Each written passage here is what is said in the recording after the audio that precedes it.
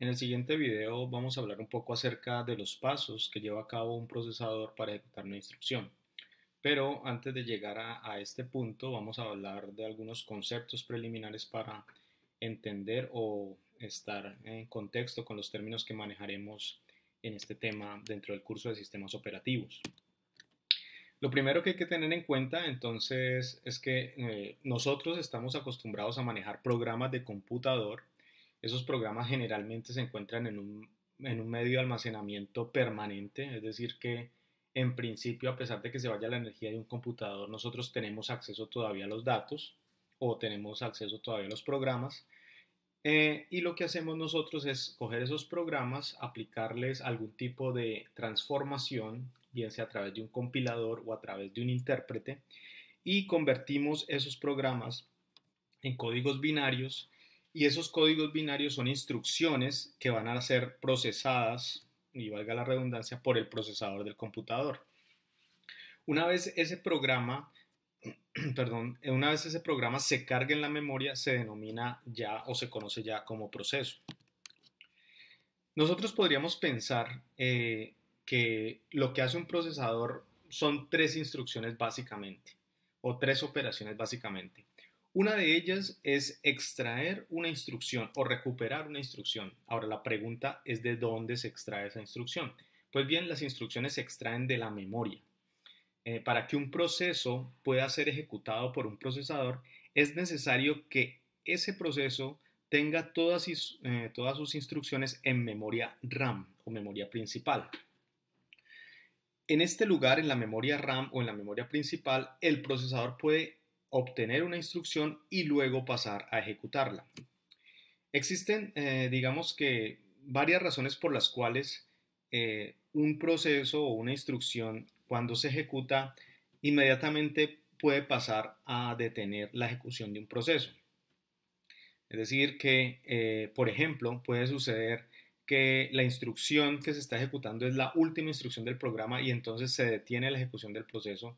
Puede suceder también que, por ejemplo, se vaya la energía en un momento dado y esta instrucción pues no termina su ejecución y lo que queda es un proceso que queda en estado de terminación, o puede suceder que aparezca un error irrecuperable dentro de la ejecución de mi programa. Pero en general, lo que va a hacer un procesador entonces es obtener una instrucción de la memoria principal, ejecuta esa instrucción y luego continúa con el ciclo. Recuperar instrucción, ejecutar instrucción y así sucesivamente. Existen algunos tipos de errores que son irrecuperables. Por ejemplo, una división por cero es un error irrecuperable y es algo que el programa o el procesador no es capaz de procesar de forma adecuada. Otro tipo de error irrecuperable es cuando usted está trabajando en un programa en C y ese programa trata de acceder a una región de memoria que no ha sido asignada a ese proceso. Y eso causa que el programa también aborte su ejecución o termine su ejecución de forma inesperada. A grandes rasgos podemos pensar entonces que la ejecución de las instrucciones consiste en que al comienzo de cada ciclo el procesador recupera una instrucción. Recordemos que es muy importante para el procesador saber de dónde va a tomar esa instrucción y ese dato lo obtiene de esta variable o de este registro que es el program counter. Este program counter entonces contiene la dirección de la próxima instrucción a recuperar y quien hace, digamos, la interpretación o la ejecución luego de la instrucción es el instruction register. El program counter me dice dónde está la próxima instrucción a recuperar y el instruction register lo que contiene es la instrucción que se debe ejecutar. Las instrucciones generalmente se encuentran en direcciones de memoria continua, las instrucciones, y el program counter se va a ir adicionando o va incrementando su valor de forma continua. De todas maneras, hay momentos en los cuales esa ejecución o ese incremento del program counter de forma continua no ocurre. Y es cuando, por ejemplo, ocurren los saltos.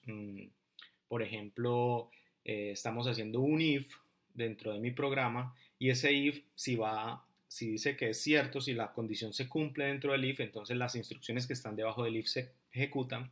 En caso contrario, hay que ir a otra región que no es contigua y el program counter entonces tiene que incrementar su valor, no de forma, digamos, de uno en uno, sino que tiene que hacer un incremento de un valor mucho mayor.